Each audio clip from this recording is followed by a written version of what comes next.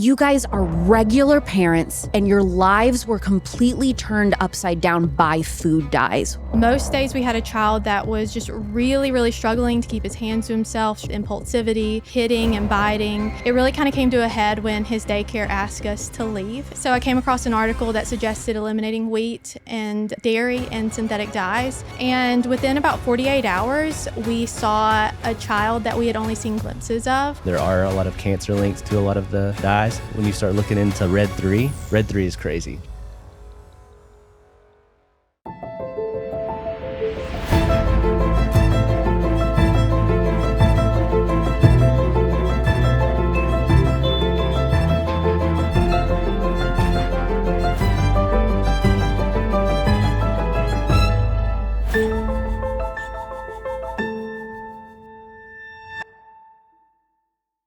After discovering that their child has a life-altering sensitivity to synthetic food dyes, parents and first-time filmmakers Brandon and Whitney Cawood decided to document their investigation looking into this mysterious ingredient the American government allows in our food and the impacts of synthetic dyes on the human body.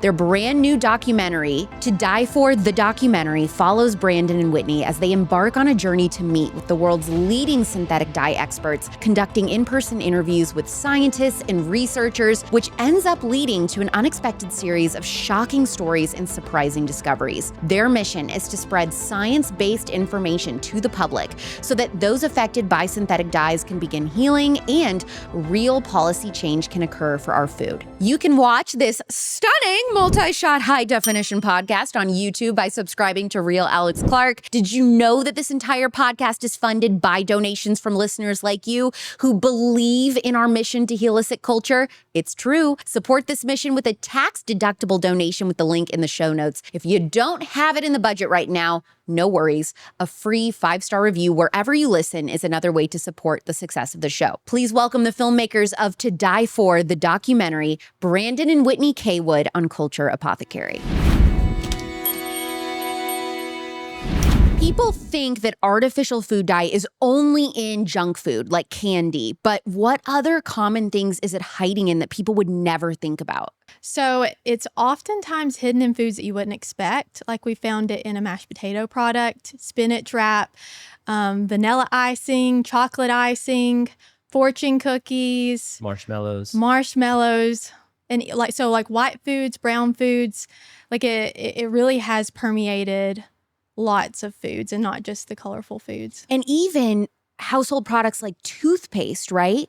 Yeah. Is it true that there is artificial food dye in ADHD medications? Mm-hmm. For sure. That's kind of it's one of those things, like you're treating something. A lot of times artificial dyes or synthetic dyes can cause ADHD type symptoms, and some people are misdiagnosed, but then that medication has dye in it. So you're treating it and also, compounding on top of it at the same time. How much has the use of food dyes increased in our food since they first came on the scene? They've been using food dye for decades. And then, I think you started seeing commercials like bright food that changes your mouth colors. Like, I think the 80s and the 90s is kind of when it really exploded. Because the 80s is when we took these people, these scientists from the cigarette companies, put them in charge of processed food and said, hey, we need you to make our food as addictive as possible. Do what you did to cigarettes to our food, get the next generation of kids addicted. And then remember growing up, we had all these it was like green ketchup and like weird, crazy food dye stuff. Yeah. And even, do you remember that sunscreen? It was it goes on purple and then like soaks into your skin. Well, and if you think about it, processed food uses a lot of things like artificial flavors. And so if you're going to make a product strawberry flavored but not use actual strawberries, you're going to need something to color it to look like strawberries. And so, the more processed food we had, obviously, like the more food dye is used to make those processed foods. And you guys are regular parents, you have 2 kids, and your lives were completely turned upside down by food dyes. What happened to your family? So between the ages of like 1 and 3, our son was just really honestly like a mystery. It was kind of like Dr. Jekyll, Mr. Hyde. We weren't sure like what kid we were going to get. Most days we had a child that was just really, really struggling to keep his hands to himself, struggling with impulsivity, struggling with hitting and biting. And so parents listening, they might hear that and be like, okay, that's completely normal. But what was not normal was the amount of times it happened per day, the amount of times it happened per week. Honestly, his behavior was putting like such a stress on our family because everywhere we went, from his mother's morning out to church to just like play dates, it was happening all of the time. So we were doing behavior therapy, we were consulting doctors, we were trying to help him. It really kind of came to a head when his daycare asked us to leave. And so we were like, well, we've got to help him. So I started researching foods that could cause hyperactivity in kids. So I came across an article that suggested eliminating wheat and dairy and synthetic dyes. He was kind of like Dr. Jekyll and Mr. Hyde, where we were having like these really, really rough days where he was struggling to control his impulsivity, the biting, the hitting. And then we would have some days where he was a completely different kid. Like he was very easy to reason with. There was no hitting. It was just, he was just such an easy kid to parent. And so we eliminated the wheat, we eliminated the dairy, we eliminated the synthetic dyes. Within 48 hours, that kid that we had seen glimpses of on those good days, we had that kid for 30 days straight. Whoa. That is incredible that you even thought to start Googling, what foods could cause hyperactivity. Yeah, it was crazy. Well, So she has a lot of dietary allergies. issues and allergies and stuff. So she had done elimination diets in the past. And so we're like, maybe, she thought maybe it could be something he's eating. I was much more skeptical. I was like, there's no way that these things could have anything to do with what's going on. And how soon, when you started consulting with behavior specialists and doctors, were they trying to push medication on your child? They had asked us to have him evaluated several times. And so we weren't really keen on that because we had those days that were so good. It kind of felt like a diagnosis doesn't really like turn on and off. And he was only 3 at the time. So we were going to give it until he was 6 and just try to help him as best we could.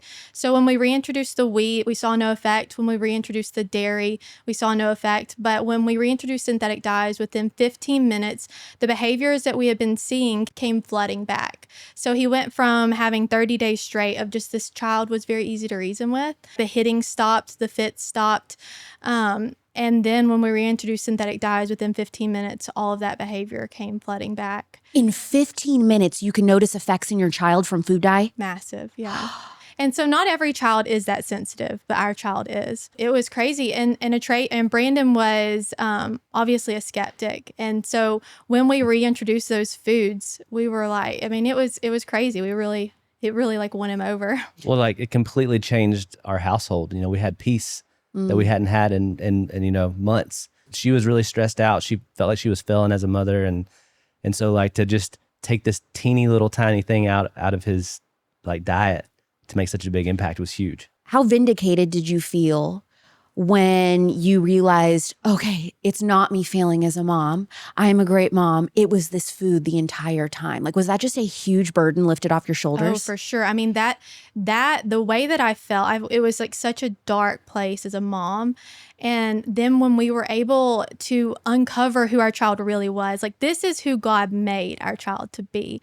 And dyes were creating a child that, I mean, he was not created to be that child. Synthetic dyes were giving him sadness. It was affecting his ability to connect with his friends, affecting his ability to connect with teachers, affecting his ability, to feel good about himself. I mean, even at 3, like he felt bad. He knew that he was, not doing things that he was supposed to do.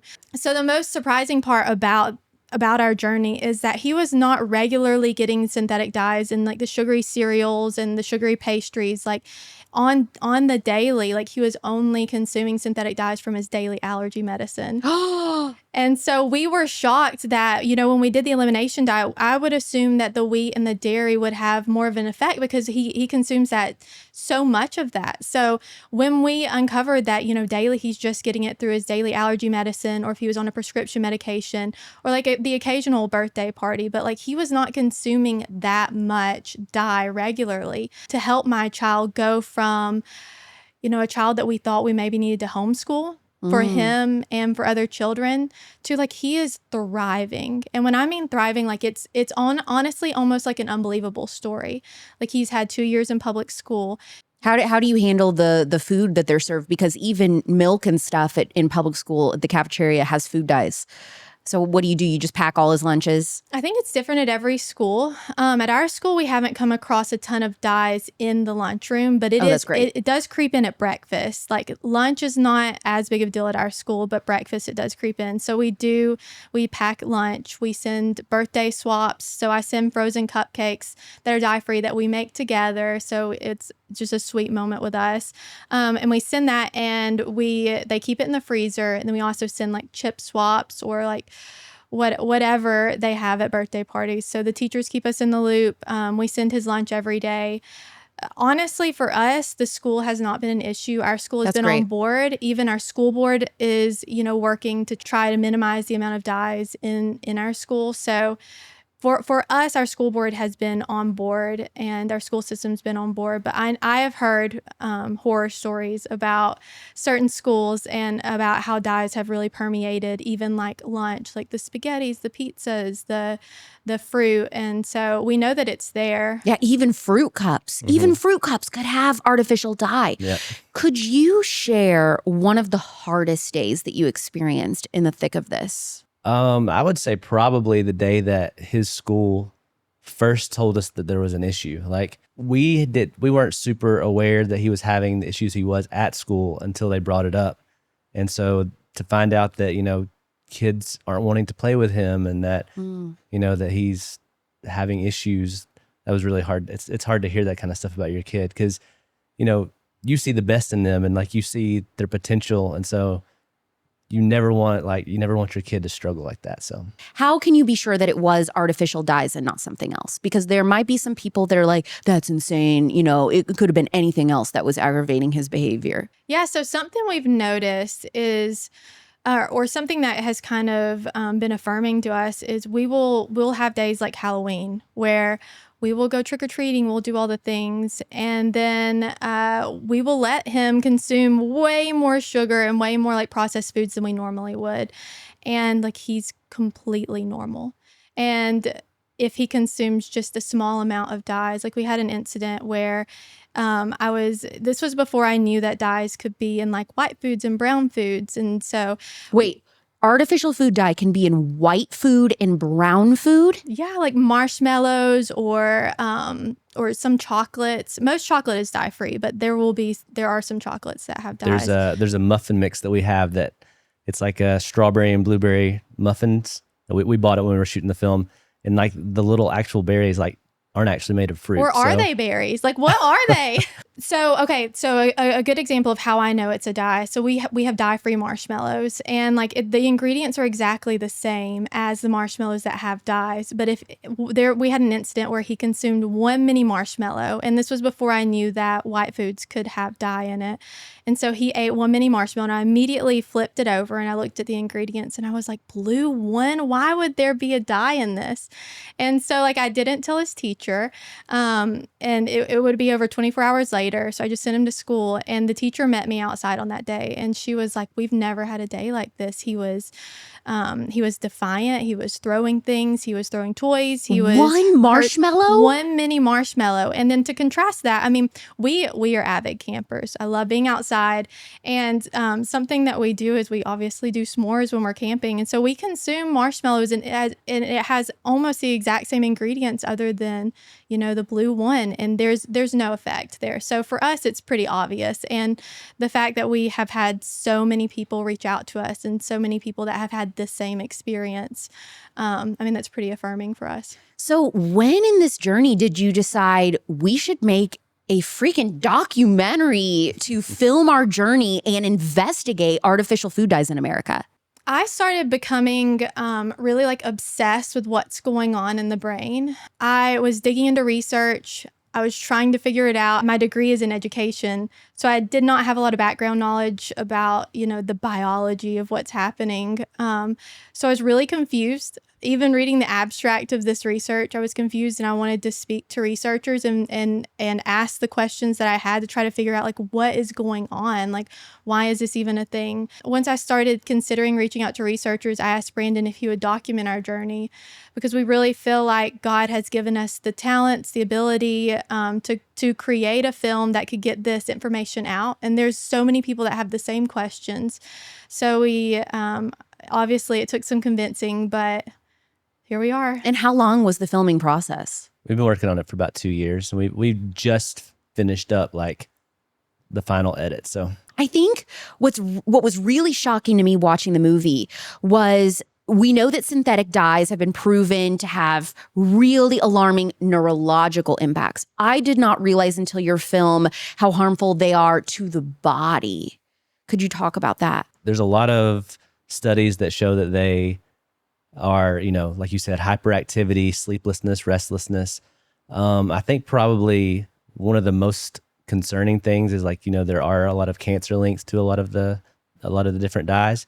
And specifically when you start looking into red 3 is crazy. Yeah, I just learned about red 3 because this is a food dye that the government said, you know what, this is so dangerous. We know it causes cancer, so it is not allowed in our cosmetics.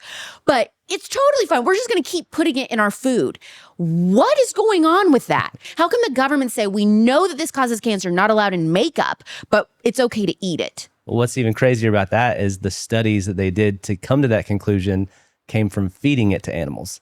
And then, the animals got tumors, and so they banned it in cosmetics and externally applied drugs, but they didn't ban it in food. And the reason for that is because it had already been permanently approved for food and ingested drugs. So why can't we just go back and be like, just kidding, we have new research. We found out it's super harmful to ingest. For whatever reason, the FDA felt like they couldn't ban it at the same time and have been saying for the past 34 years that they're going to take steps to ban it in food and internally ingested drugs. Which is before we were born, to put that into perspective. Well, right. not before I was born, before she was born. Me and her. But yeah, so they've been saying for the past 34 years that they're going to take steps, and they've just kind of drugged their feet. And so I think in 2023, California became the first state to just take the steps on their own and ban red 3 along with some other chemicals. Now there's a couple other states that are kind of following suit that have bills on the table trying to ban red 3. And I think red 3 is the low hanging fruit, right? Because there is this thing with where the FDA has said it causes cancer. But I think it's going to be kind of like the first step. And I think California right now also has another bill on the table where they're banning it, where they're trying to get all synthetic dyes banned in schools. So 80% of women in America struggle with hormone imbalances, things like fatigue, weight gain, mood swings, and irregular cycles. I know that this is super common, but it shouldn't be normal. And so maybe this is you, or your husband is having his own issues and you're wanting to get some lab work done. But geez, all of these tests, how are you going to know what to get done, how to understand the results, and then where to go from there? That is where Gevity comes in, Geviti. Whether you're a man or a woman unsure where to start when it comes to lab work and next steps after getting your results, if you're looking to take charge of your health and really optimize your well-being, Gevity makes it easy and accessible. I absolutely love this company. So here's how it works. They're going to send a phlebotomist right to your door for at-home blood work. Busy stay-at-home mom? Guess what? They're going to come to you. You don't have to drag your kids to a waiting room somewhere. Then you're going to get a virtual consultation. You're going to receive a personalized health plan that could include anything from hormone therapy, medical weight loss, anti-aging peptides. I love the peptides, you name it. And the best part is with Gevity, you're going to get access to some cutting-edge diagnostics like Dutch testing. I tell all of you to go get your Dutch test done, a GI map, plus custom supplements and treatments that are tailored just for you. You're going to get tested for hundreds of different things. Think of it as a truly personalized approach to wellness, no more guesswork. Plus, they've got the Gevity app, which is just a stunning work of art. You can track your progress, you can see your biological age, chat with health experts, and then get ongoing support whenever you need it, all from your phone. So as things change or get better or get worse or whatever, you're going to have a team of experts that you can log on and you can get some advice from anytime. You can see your health stats in real time. For just $129 a month, you're going to get all of this comprehensive blood work, 40% off your personalized supplements and prescriptions, and access to an entire health team of experts who are dedicated to helping you feel your best from Jevity. Whether you're a seasoned pro and you want to go the extra step, or you're just getting started really taking control of your health and don't know where to start with labs, skip the wait list. Get 20% off your first month using code ALEX at gojevity.com. That's GOGEVITI.com with code ALEX for 20% off your first month. Link in description. When it comes to eyeshadow, many conventional brands pack their formulas with synthetic chemicals, fillers, and artificial dyes that can irritate your skin, eyes, and even your health. Not to mention, most eyeshadow contains toxic ingredients like parabens, fragrances, and heavy metals. But there is a better way to enhance your natural beauty with Adele Natural Cosmetics. Adele's eyeshadows are not only highly pigmented and beautiful, they're also completely clean. From matte to shimmer shades, I've got both on. They offer the perfect selection to define your lids, line your eyes, and even shape your brows. Their loose eyeshadows are safe for sensitive eyes, crease-free, and easy to blend. No fallout. I never have fallout. And with ingredients rich in antioxidants, essential fatty acids, vitamins, and minerals, your skin gets nourished while you wear Adele Natural Cosmetics. One of my favorite personal shades is Pinky Promise. It's a soft pink with a matte finish, perfect for a fresh, radiant look. There's also Bashful. I really like that. It's a soft peach matte. And then Cottage, which is a warm, soft brown matte. These Adele eyeshadows are perfect for a natural, everyday vibe. And the best part, Adele products are gluten-free. They're safe for sensitive skin, so you can clean up your makeup bag and keep your skin blemish-free. Go to AdeleNaturalCosmetics.com and use code ALEX to get 25% off your first order. That's AdeleNaturalCosmetics.com, code ALEX for 25% off your first order.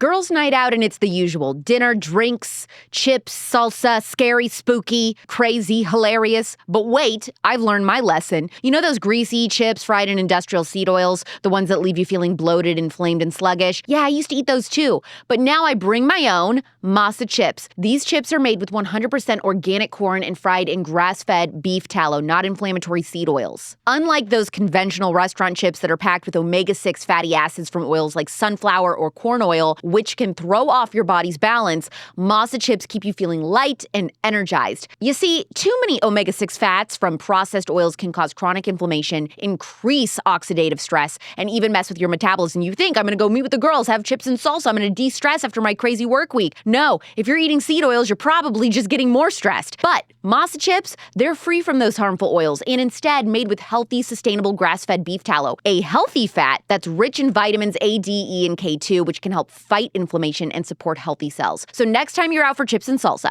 skip the toxic oils, reach for Masa chips in your big bag. You're going to get the crunch and salty taste that you crave without that inflammation that follows. Go to MasaChips.com and use code RealAlexClark for 20% off your first order. That's MasaChips.com, code RealAlexClark for 20% off your first order. Clean chips, happy body, great girls' night.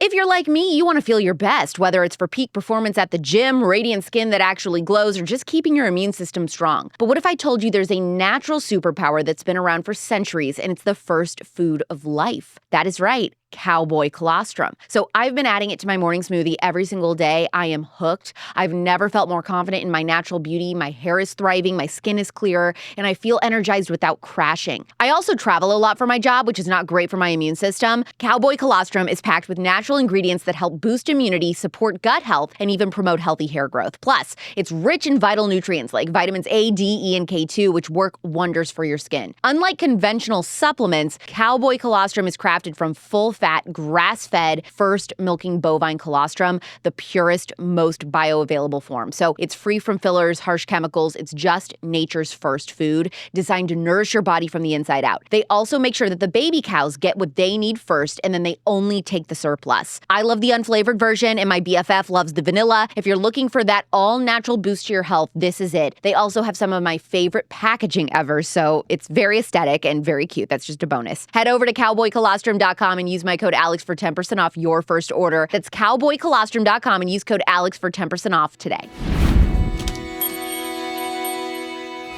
When I learned about caramel color I was so shook because the one thing in my health and wellness journey I was holding on to with cold dead hands was Dr. Pepper. That is my favorite soft drink of all time, and now I just cannot drink it. What can you tell us about caramel color specifically?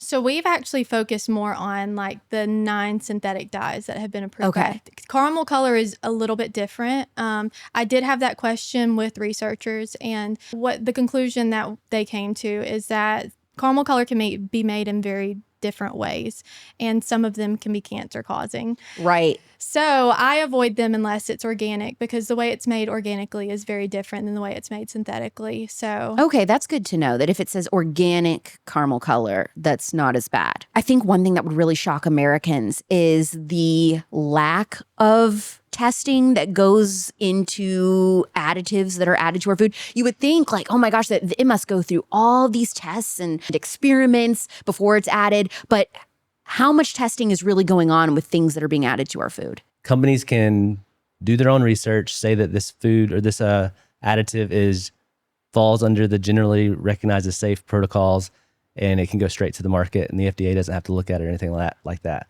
Luckily, synthetic dyes are not part of that list, and they've never been part of that list. What's crazy about synthetic dyes is they're actually extremely regulated. So every single batch of synthetic dye has to send a sample into the FDA to be tested to make sure that it has the allowable amounts of like carcinogens and heavy metals and things like that.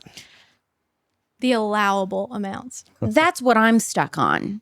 And how do other countries view foods that are potential carcinogens? I think every country is different. Like if you compare the United States to like Europe, there are different foods that are banned in each country. What's different about Europe is that specifically with synthetic dyes, the government funded a study to look at the neurologic impacts of synthetic dyes. And because they saw an effect there with the general population, so this was, many of the studies at that time had been done on children that like had ADHD or an underlying condition. So they took students from the general population, they tested them, and they saw that synthetic dyes had an effect on their behavior. Europe has a warning label. So foods that have azo dyes, so that's red 40, yellow 5, and yellow 6, those dyes bear a warning label in Europe, and those are the dyes that are used most often in our food. And so what manufacturers have done is they have decided to opt out of using the warning label. Okay. And they have reformulated their products for Europe, but they've left the same formulas for the US. So you can have an American company that has one formula for Europe and a different formula for the US, and that's because they have different regulations. So when the United States government sees that Europe has done this, why can't they take that information and say, okay, well, here's the study. We know what it does. We're not going to allow that in our own country. So what's crazy is at the time, around the time that Europe made that decision, and the European Union made that decision, the FDA did form a food advisory board. And so Lisa, who's in our documentary, and I'm just paraphrasing the things that she told me. So she was part of this food advisory board. And like, so they looked at the studies, they looked at the information, and eventually they asked them like a very pointed question at the time. And like they asked if they could reword it, but it was like a very pointed question. Like, and they're like, can you say without a shadow of a doubt that food dye is there's a causal relationship between food dye and hyperactivity? And based off everything at that time, they weren't able to say like for sure. But what's crazy is Lisa said if they had that same food advisory now with like the OEHA report and things like that, that they would very easily be able to say yes. Well, and they cannot take into consideration what Europe has done. And the problem is they have one chemical that has already been banned in the US in that study. So they've just kind of thrown the baby out with the bathwater. And so they're just relying on the studies that have been done here in the US. But also about that food advisory board. So like the FDA has a lot of advisory boards when it comes to like the pharmaceutical side. They currently have no advisory boards on food with the stuff in Europe and the European Union. So when we went to London, this was kind of crazy for us to see. So we went to London to interview Dr. Stevenson, who's the researcher who's kind of responsible for that study and the warning label in the EU. But London is no longer part of the European Union. So while we were in London, we're like, maybe we'll be able to get all these like foods and stuff that we can take home and film that don't have dye in it in London. But we started looking, most of the American manufacturers in London have put dyes back in. Oh my gosh, you're kidding me. How do food companies pressure the FDA? Lobbyists. I mean, that's what we've heard. There's anytime that they've tried to make any kind of change, there's always companies saying it's either gonna, it's gonna damage them too much, like monetarily, or lobbyists, say that, well, there's no proof that they're bad, they're safe. The FDA says they're safe. Or it's racist if you do they make up all kinds of crazy stuff. Yeah. And then the problem is that then they bring them a stack of studies and say, well, read all these studies. And, these average everyday congressmen are like, okay, I don't know. I'm in the middle of nowhere, Alabama. I don't know how to look at these studies. And if you're giving them to me, I guess if it's a study, it must be legit. And they don't even know that, the food companies themselves are funding the studies. So it's just this entire cycle of corruption and confusion for them. Which Americans are suffering the most from these policies? I mean, it's definitely Americans in poverty. The OEHA report is the best report that we have on synthetic dyes. And it actually states in that report that, women and children in poverty, they are exposed to more dyes than obviously people who are not in poverty, particularly children of color. So I mean, that's definitely who's suffering here. It's the children. And do you think that's because of what is allowed on our food stamps? Because it's people in poverty that are using SNAP, the food stamp program, and all of those items, those processed food items, which are more likely to have artificial dye, are subsidized by the government. So we're making it cheaper and more accessible for poor people. Well, what we're going to make affordable for you is the food dye food. Yeah, I think there's a lot of reasons. I think that probably plays into it. We've also noticed, just anecdotally doing our own research, when we go to stores like the Dollar Tree, it is so much easier to find dyes in places like seasonings and mashed potato packets and places that you wouldn't find it at like a Kroger.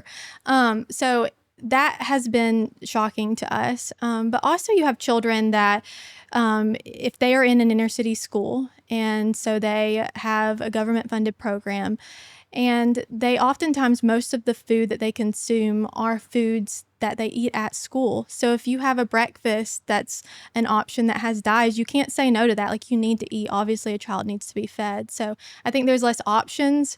I think you have less accessibility to stores that are dye-free, like Whole Foods, Trader Joe's. Aldi has a lot of good dye-free options. So oftentimes people in poverty don't have those options where they live. So I think that it's a very complex issue, obviously. But I mean, that's a big motivation for me. Like, I taught elementary school in an inner city school. And I mean, I have children that were really struggling. Synthetic dyes are not on their radar. Reading labels is not on their radar. I had several students that their parents immigrated here and were illiterate in their own language and obviously in English. So, I mean, they don't know. And so I think that the FDA at one point had said, if you're concerned about dyes, just read labels. And I think that's a really unfair statement for because Americans. When are we teaching? I mean, the freaking food pyramid that we grew up with was all a lie. It was all in advertisement propaganda. So then you're expecting people, we'll read the labels, understand what they mean. But they'll give sugar, for example, 20 different names, weird long names that you can't even pronounce, and people are supposed to know that. I mean, it's just unbelievably unfair. That's what I'm trying to do with this podcast, is make this information more accessible to American parents so that they can understand, and just people in general. But not only parents, this benefits anybody. If you're eating, then which is anybody. Now, one thing that I think is interesting is that you talked about how states like California are making it a mission to ban food dyes entirely. And I guess when I first heard that news, I just thought, I mean, that's wonderful if you live in California or you live in whatever state. But actually, in your documentary, you talk about how this is really crucial and this makes a massive difference. Why would a state like California banning food dyes just for them actually be beneficial and positively affect all of the other states?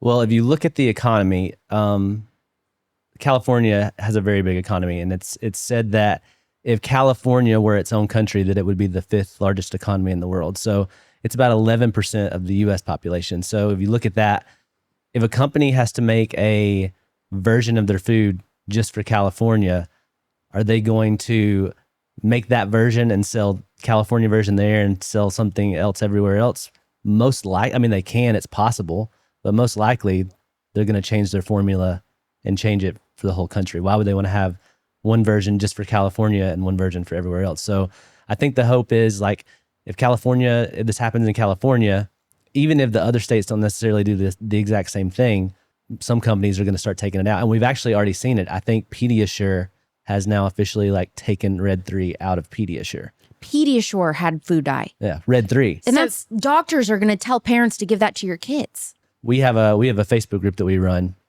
and somebody posted a shelf, and this was really weird and random to see, but they had posted a little printout from a printer that said Pediasure no longer has Red 3 in it. Great. So, yeah. Okay, have you guys heard these rumors that they are changing the names of food dyes to be something else to even create more confusion with the consumer so that they don't know it's food dyes in the product?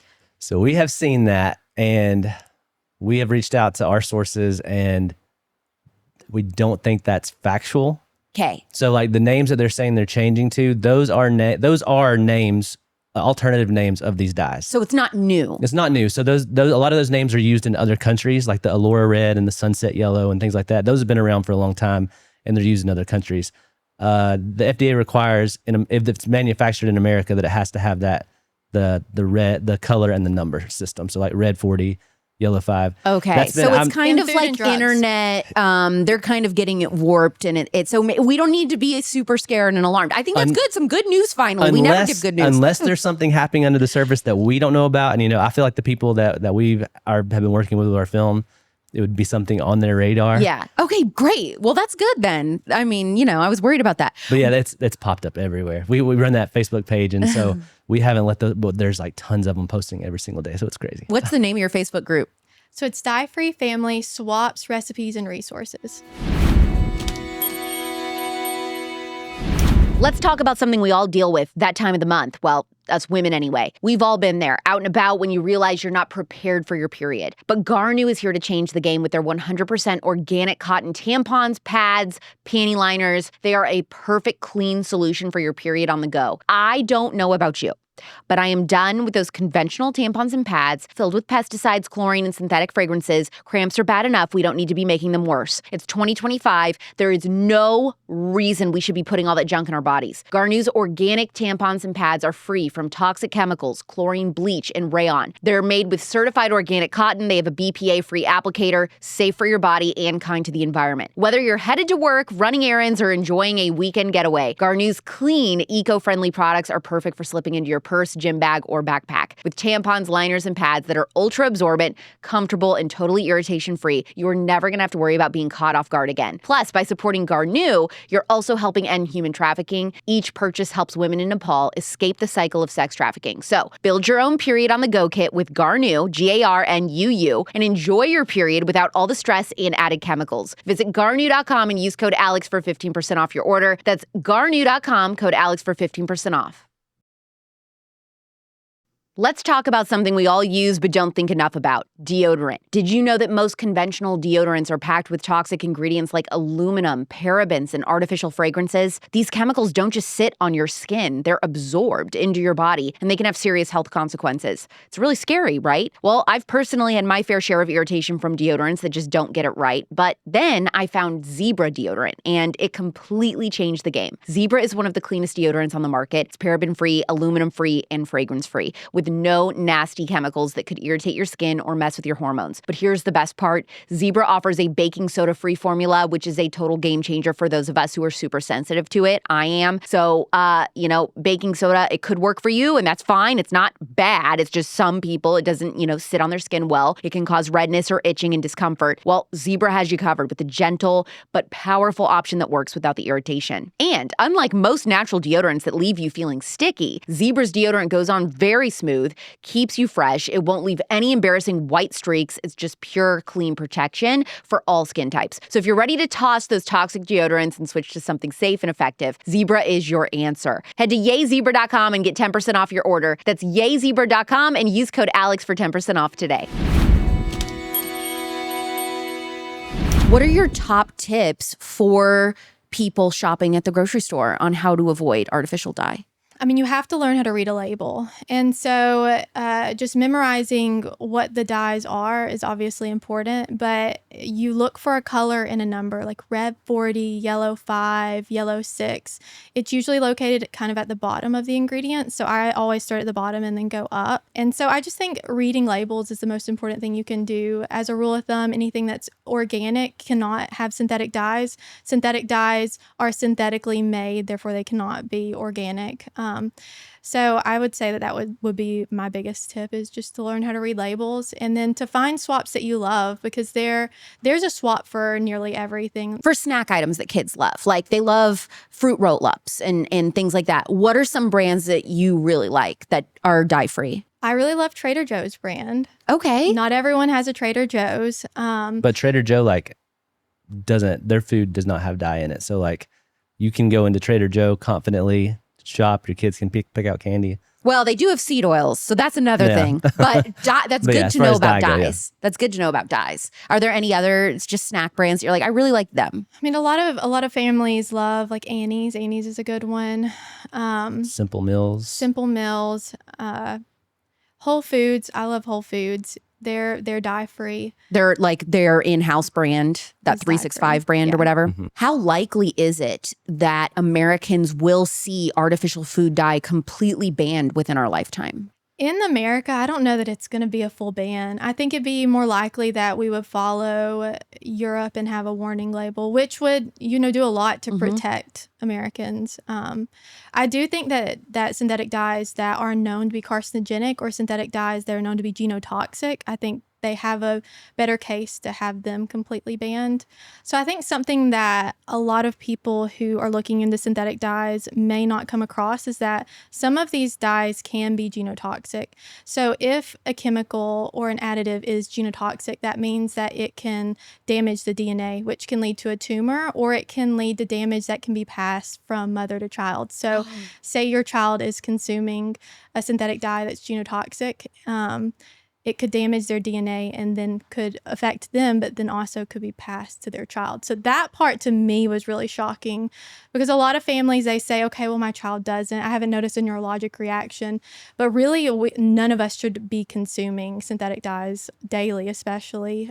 So does your child that is sensitive to food dye, does he know when he's in public or he's at a play date or a birthday party, does he say, oh, I can't have dye? Or like, has he learned that now? He is literally the sweetest child ever. And he's very much a firstborn. Like, he is a leader and he reads his labels. He doesn't want to consume synthetic dyes. And that's not the case for every child. That's just the case with him. He doesn't like the way it makes him feel. So he actually has not eaten synthetic dyes in 2 years.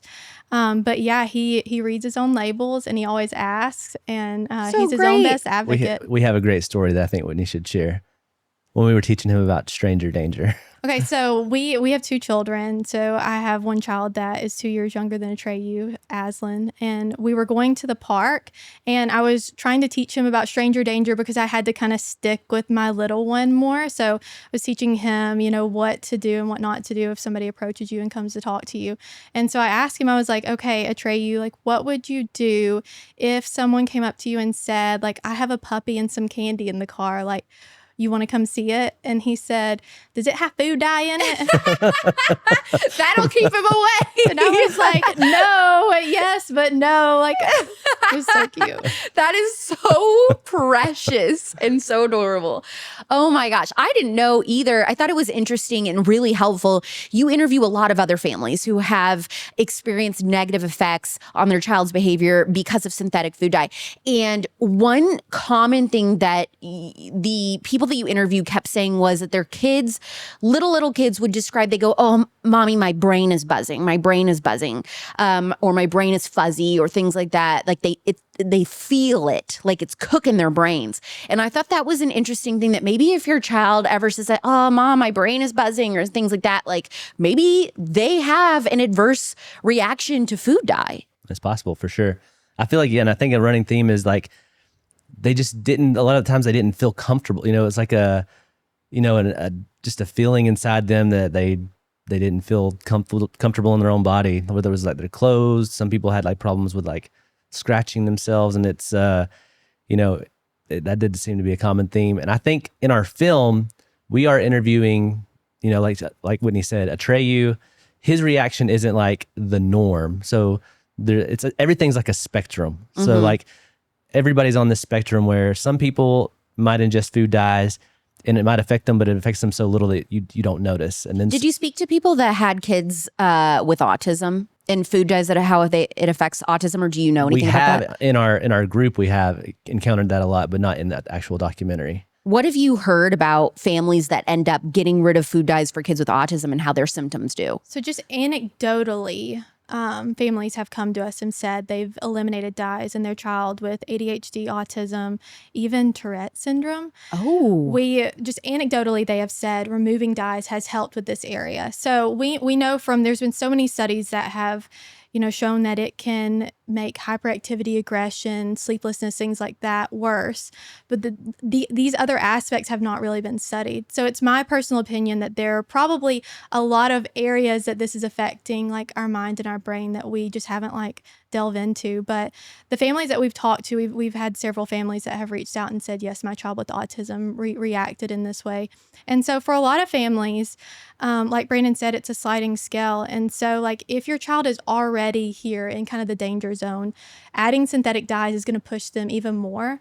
And for a lot of kids, it kind of adds that level of aggression and irritability. And if you can just remove that, you can really get to the root of, what issues your child has. And so one of the moms that we interview, her child does have ADHD as well. And so that's what she has echoed, is that, they eliminated dyes first, actually. And then after they eliminated dyes, they could really get to the root of how to help her son. So that's been beautiful. But was there anything in the making of this documentary that even surprised you guys that you learned new? Everything. Well, really? Yeah. So we went into this. I started the research and I felt very overwhelmed. But once we decided to make a documentary, I was like, okay, no more. I just have all these questions and I want to ask the researchers, because I didn't want to go into this knowing more than the average person would know. Because if you go into an interview and you know more than the average person, you're asking questions that are higher level questions than, the average person would have. And we really want our film to be something that anyone can digest, something that anyone can understand. So every aspect of this documentary has been surprising to me personally. What was most surprising to me is when we sat down in our first interview, we started asking our questions and the researcher referred to synthetic dyes as a chemical. And that, for your audience, that may not be surprising to them, but for me, I had no idea. I'd never thought about what are synthetic dyes. And so she described how some of them are made, and some of them are made as a byproduct of petroleum, which is insane. And so the fact that we have chemicals in our food, and especially chemicals like synthetic dyes, that we have so many studies and we know that it's causing issues, that was surprising to me. Well, and we don't talk about GRAS in our documentary, but that was learning about the GRAS loophole. What does that stand for again? Generally recognized as safe. Okay, generally recognized as safe. And you can go to the FDA website and there's a list of things that fall in the GRAS list, and that's crazy. Shocking. And I think one that was initially brought to the market on the GRAS list was the brominated vegetable oil. Yes, that just got banned. And it just got banned. Yeah. So it originally came onto the market under that list, and I do think the FDA removed it from the GRAS list at some point.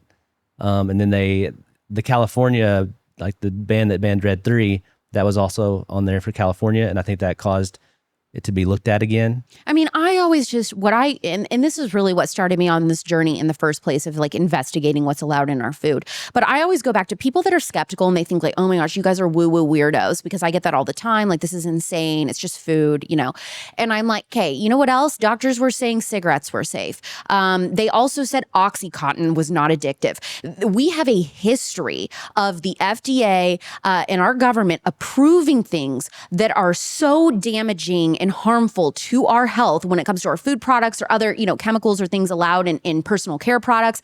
This is a documented thing that they say yes and give a thumbs up to a lot of things that end up getting pulled later.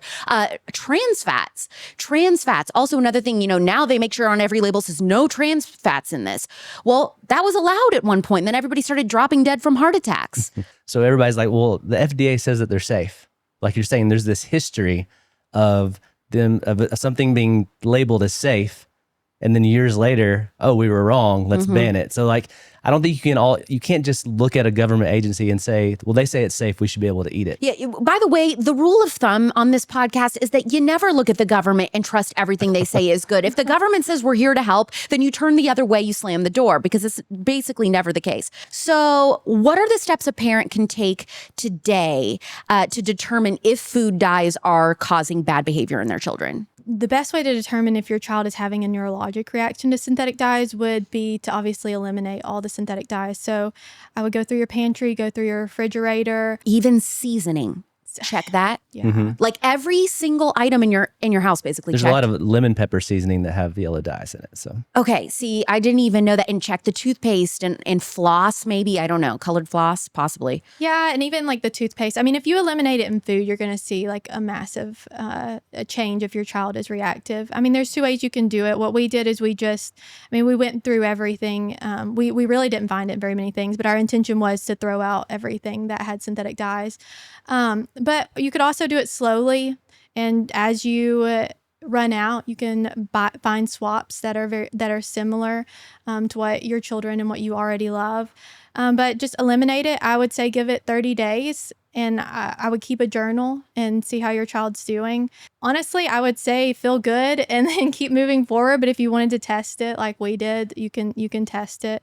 But even if your child doesn't react neurologically, like there's so many Benefits of getting rid of them. Yeah, and another benefit of eliminating synthetic dyes is the swaps oftentimes have less chemicals in it in general, so it's normally a safer swap, even going farther than synthetic dyes. So I would say just start to read labels. You can do it. It's really overwhelming at first. Even for us, it was overwhelming because everywhere you go, restaurants, birthday parties, you have to think about your next move. But the reality is, things start off hard, and then you find your rhythm, and it's not hard, and you can do it, and just like step by step you can figure it out. And if you like have a slip up, like it's totally okay, like just keep moving forward. Yeah, what do? You just have to like wait it out for the behavior to subside if he accidentally has a marshmallow again, or what? Yeah, so he hasn't consumed synthetic dyes in 2 years, but what he does sometimes react to is like Play-Doh or markers being on his hands. And so we obviously just wash them off, and we do like an Epsom salt bath. And Play-Doh and markers, that's another thing I would not think. well, if you think about it, skin is the largest organ on your body, and your skin absorbs things. And so like, and the way we realized that was we were on vacation in Florida. We were at a restaurant, and like the waiter gave us like a little temporary tattoo, and so we put it on him right there at the table. No, and then he went like Tasmanian devil. He like went did. berserk. No way! in the restaurant. So we had eliminated dyes for about a year at that point, and he had not had a reaction like that in a year. And at the table, he had a massive fit over something so trivial. He wanted to go to the boys' bathroom instead of the girls' bathroom with me. And so he just like lost it. And we were like, what is going on? You know, everybody has bad days. So we were like, maybe he's just like having a rough day. He's overstimulated. But it continued. And then we finally looked down, and we were like, oh my gosh, can dyes be absorbed through your skin? And I do want to preface this by saying there have not been any studies on if dyes can be absorbed through the skin, but just that is what we have noticed in our child. So if you guys could give any remedy to heal a sick culture, and that could be physically, mentally, spiritually, whatever you want, what would it be? I think what has been transformative in my life as a Christian is like being in the Word daily. Like that is the most powerful and most beautiful place that you can set yourself. And even in being in the Word, I would say go through one book of the Bible at a time. And I spend a week on an entire chapter, and I really think about the cultural context, what God is saying about what God is asking me to do in my life, but also what is this saying about God. So I would say be in the Word. That's the best thing you can absolutely do to heal your soul. And like even in the Bible, like it tells us, you know, how to conduct our life, how to have a healthy life, how to get outside, and to our body as a temple, and how to have gratitude and all of that. Everything that will heal your life is right there, like in the Bible. So I would say just like dig in. And I would say just the importance of moving, walking, running, getting out daily. Like shooting this film, I ended up sitting a lot. Yeah, to edit. Yeah, I mean, and this film is literally made by just me and Whitney. We're the only people, like obviously the people that we filmed and they're on the camera, but as far as making the film, we've done it all. And That is so incredible, you guys. and a lot of that has fallen on me. And so I've spent the past 2 years having to sit a lot. And so now that we're, towards the end of it, I'm finally getting to get out and run again and and move around and not have so much on my plate all the time. And like, I just feel so much better. Like my sleep's better, like everything's better. So yeah, it's crazy. Like the amount of the small amount that your body needs.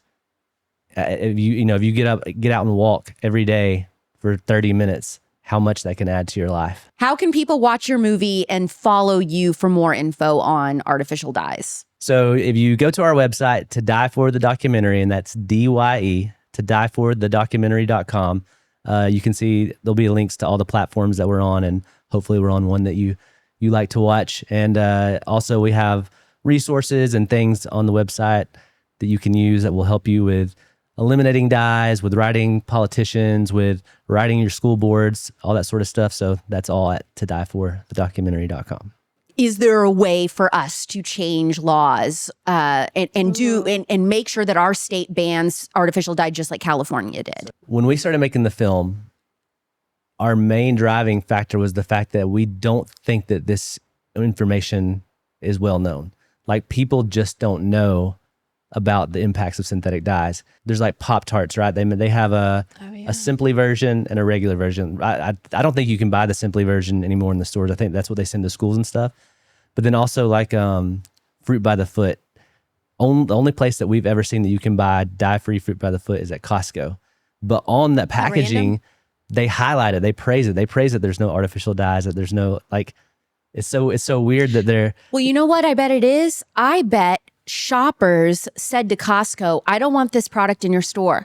Now, if we're talking about if you can't, as a consumer, you can't get through to the company themselves, if we all put pressure on places like Target, Walmart, Kroger, Fry's, Publix, Costco, and we say, we do not want to shop with you if you guys are, selling these items. They're huge distributors. If they go to Kellogg's, if they go to General Mills and say, stop putting this stuff in or we're not putting it in our stores, they would wield a lot of power. Mm-hmm. Well, you see that with Walmart, right? You see Walmart's great value brand, like a lot of that has taken a lot of stuff out, and they have like a whole organic selection now because they were losing customers to organic brands. They have dye-free sprinkles, dye-free medication. Like Walmart listened. Walmart at one point, it was not the healthy place to go. So their customers went elsewhere and they've responded to that. So we've seen like a massive shift with Walmart in like a good way. Just changing what you're buying. If all of us decided to shop this way, they're going to have to shift the products because they want to make money. So we really do have a lot of control. It's crazy to see a brand that typically has tons of dyes in their main product have a version and highlight that there's no artificial color. They know that it's not good. They know that that's something they should be doing, so that they highlight no artificial colors, no artificial, it's crazy. These manufacturers are in it to make money. And so if they hear us say, okay, we want a dye-free version, they're listening. And we've seen that. You can find a dye-free alternative to so many food products and also like over-the-counter medications. Where it gets tricky is prescription medications because so many of them contain synthetic dyes and there's no other option. So I had a mom that wrote me. She was sharing her story. Her child is epileptic.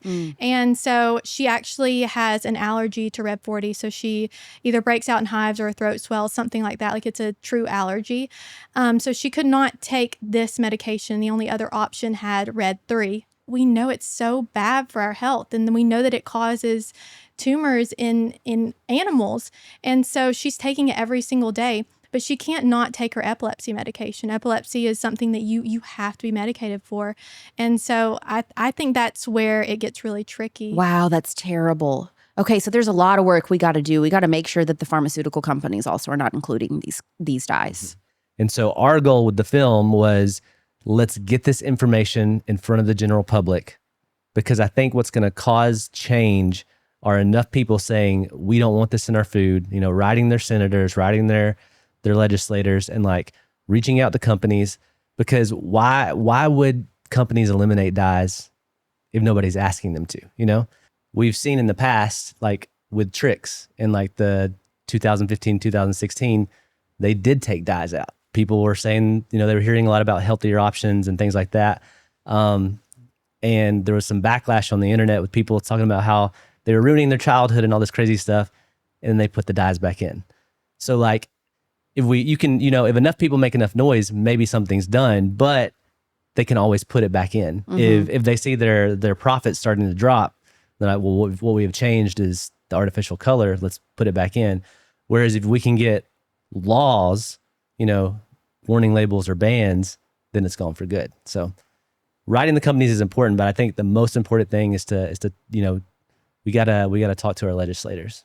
In our film, our call to action is write your senators, write these companies, and let's make some noise, because that's what's gonna make some change. Well, just speaking of making noise, the fact that you guys, funding this film yourself and taking all of these years to put this together, to get your story out there, to help other parents. I mean, it really is, I can't thank you enough for just all of the labor of love that you've put into this and how important this is to have this information, and nobody has done a documentary on this subject like this. So thank you guys so much for everything, and go watch To Die For. It's so good. I know that my audience will love it, and they're always asking me, give me some homework, Alex. What can I be watching? So this is something for you to watch. Go watch To Die For. Thank you guys for coming on Culture Apothecary. Thank you for having us. Thank you for having us. Did anyone notice that I have on my very little kid looking colorful outfit today for the theme of this episode? That was on purpose. I personally found this interview so educational, fascinating also, because explaining why artificial dyes are dangerous for human health can seem crazy to somebody who's never heard this before. I thought that Brandon and Whitney broke it down in a really simple way that makes it easier for us to explain to other people why it's important we avoid those in our food. And I also want to highlight that their story can hopefully make a parent struggling with behavior issues in their child know that maybe they aren't crazy. Maybe you're not a bad mom, right? Maybe it is as simple as a food item that your child has been eating or drinking regularly that is causing these problems. So I hope this conversation brought some solace to someone today. We drop 2 new episodes a week with different guests and their remedy to heal a sick culture, physically, mentally, and spiritually, on Monday nights and Thursday nights at 6 p.m. Pacific, 9 p.m. Eastern. You can watch every episode live as it premieres and later on the Real Alex Clark YouTube channel. Don't forget your 5-star review as a free way to support the show. In the description of each episode is every coupon code, link, and social handle for the guests featured. I'm Alex Clark, and thank you for listening to Culture Apothecary.